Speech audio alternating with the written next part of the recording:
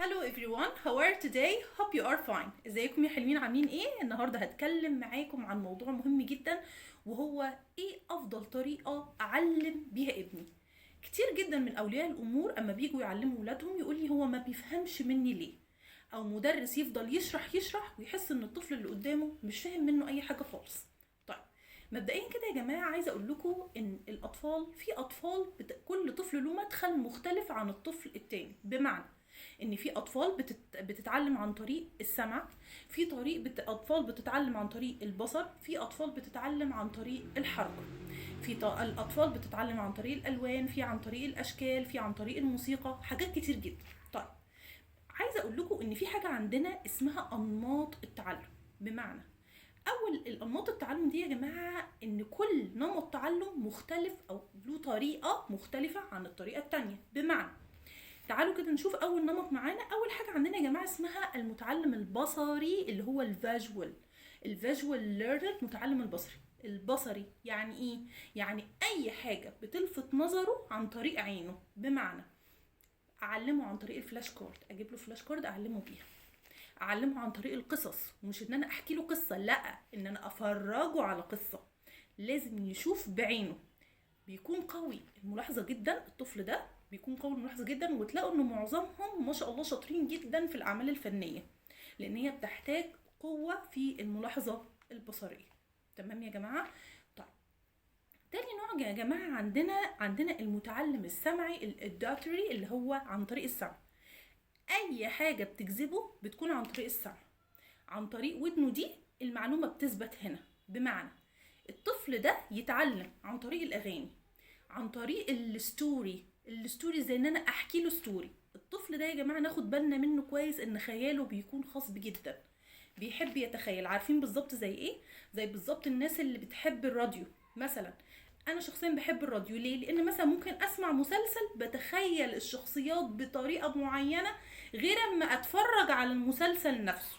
يبقى ده شخص ايه؟ شخص سمعي، بيحب ان هو يسمع علشان الحاجه تثبت في دماغه. اذاكر له بقى عن طريق الموسيقى، اعمل له المنهج ستوري. تمام؟ إيه، بيحب دايما المناقشات. يعني الطفل السمعي بيحب يسمع، يحب يجائر، يحب يكلمك وترد عليه ويعرف وليه وعشان ايه. تمام؟ اديله فرصته واتكلم معاه وناقشه، اديله فرصته كويس جدا. إيه، بيكون الطفل ده يا جماعه بيكون صوته عالي، عشان تبقوا واخدين بالكم. اصلا الحد اللي بيحب يسمع قوي تلاقي صوته جهوري كده، فعادي يعني، ما دي من علامات الطفل الايه؟ السمع. نيجي بقى لتالت نمط معانا، اللي هو الكينستاتيك ليرنر، يعني المتعلم الحركي. وده اكتر نوع يا جماعه الناس كلها بتشتكي منه. بمعنى دايما تلاقي المدرسه تقول لك ايه؟ انا عندي طفل طول ما انا قاعد يتحرك، يتنطط، يروح هنا يروح هنا يروح هنا. بصوا، الطفل ده يا جماعه من اذكى الانواع اللي ممكن تقابلوها، لكن محتاج طريقه معينه انت كمعلم او كولي امر تشغله فيها. بمعنى يعني انا مثلا لما بيكون عندي طفل حركي مثلا في الكلاس بعمل ايه؟ روح هات لي النوت بوكس، روح هات لي البانسلز، وزع على زمايلك الكتب بتاعته. لازم تديله تاسك طول ما هو قاعد، لان انت لو ما اديتلوش تاسك هيفضل يلغوش عليك وهيبهدل لك الدنيا وهيلغوش على الاطفال التانيين. تمام؟ دي حاجه. الحاجه التانية، الطفل ده لازم يشترك في كذا نوع من انواع الرياضه. يعني لازم يفرغ طاقته علشان يقدر طول ما هو بيفرغ طاقته بره يقدر يركز في المذاكره بتاعته. طيب، نيجي لاهم جزء واللي عامل مشكله. طب ده يذاكر ازاي؟ ده يذاكر عن طريق اللعب. بمعنى في العاب كتير جدا يا جماعه لو دخلتوا على الانترنت هتلاقوه. في العاب مثلا هايد اند سيك، ان انا اقلب له الفلاش كاردز واقول له طلع لي مثلا الكلمات الفلانيه. ستيكينج جيمز، العاب بصوا كتير جدا، لو قعدت هقولها لكم ولا هيكفيني 10 فيديوز احكي لكم عن الالعاب دي. تمام؟ احاول دايما ان انا اعلمه عن طريق اللعب وبدون ما يحس. تمام؟ واحنا بنتنطط واحنا بنرقص واحنا بنلعب. ده الطفل الحركي.